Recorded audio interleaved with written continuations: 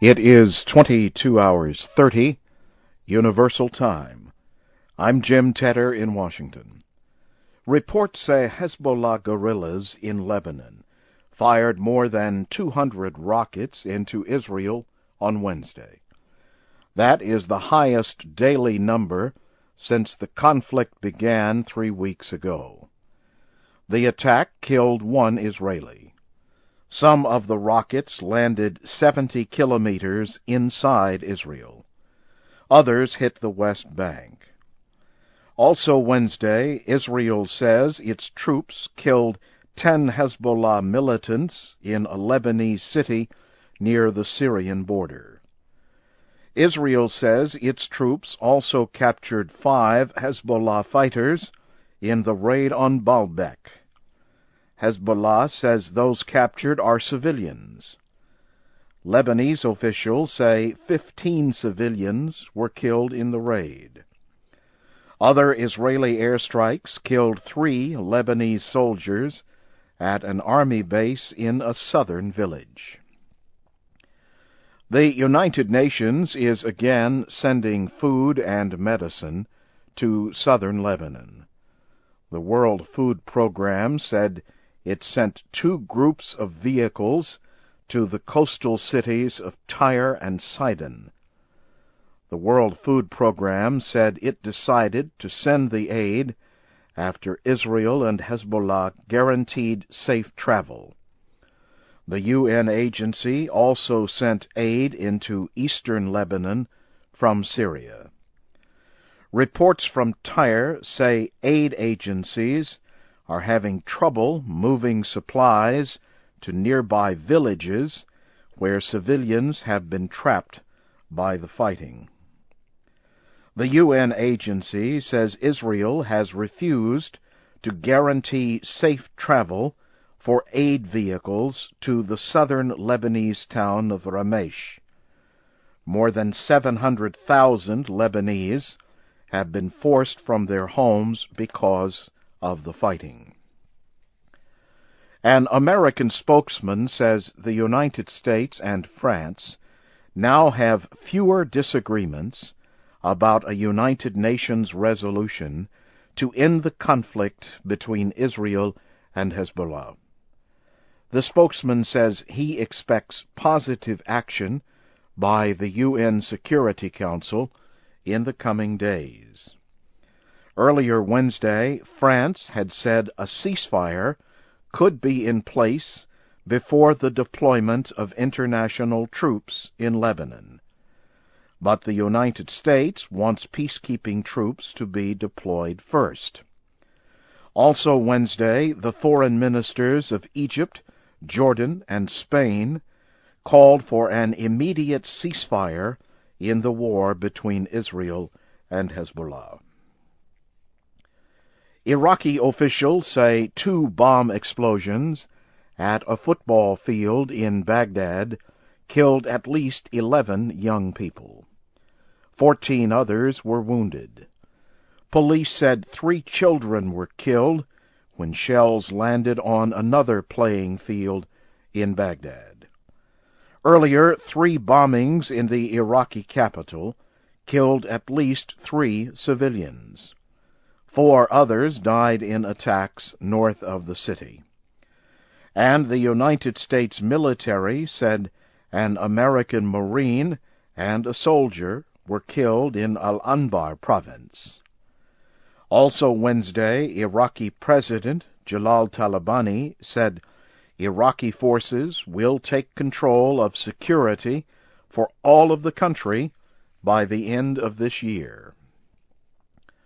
A new American report is warning that corruption in Iraq threatens the country's democracy.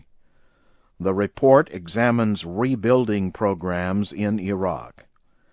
It estimates that about $4,000 million a year is lost to financial wrongdoing.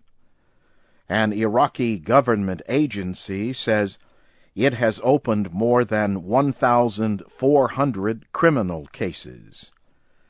The Iraq Commission on Public Integrity said the cases involve the disappearance, of more than $5,000 million. You are listening to the news in VOA Special English. Sri Lankan officials say at least 47 people have been killed in the latest fighting between government forces and Tamil Tiger rebels.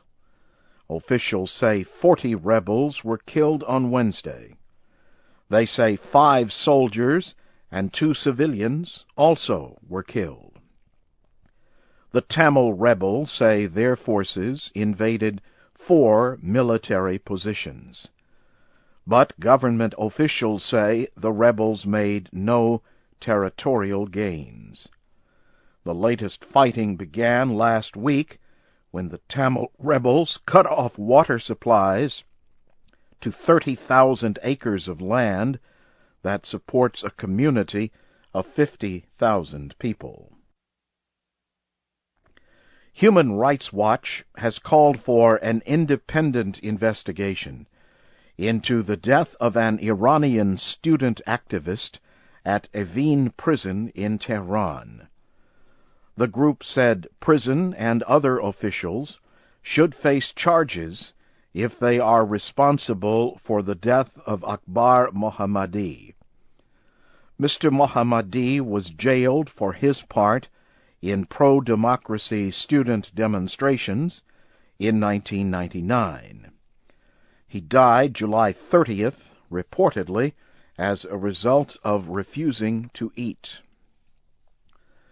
The leader of the Islamic Courts Council in Somalia is inviting former ministers of the country's temporary government to join his group. Sheikh Hassan Dahir Awais made the announcement as several more ministers resigned on Wednesday. 34 ministers have resigned from Somalia's temporary government in the past week. Some of the ministers say they oppose the presence of Ethiopian troops in Somalia. Other ministers say they want the government to negotiate peace with the Islamic Courts Council. The Bush administration has asked Cubans on the island and Cuban exiles in the southern state of Florida to remain where they are. A spokesman for President Bush said, "It is not the time to attempt water crossings from or to Cuba." On Tuesday, the Cuban government announced that President Fidel Castro was in good condition after an operation. The presidents of Bolivia, Brazil, and Venezuela have wished Mr. Castro well and have expressed support for Cuba.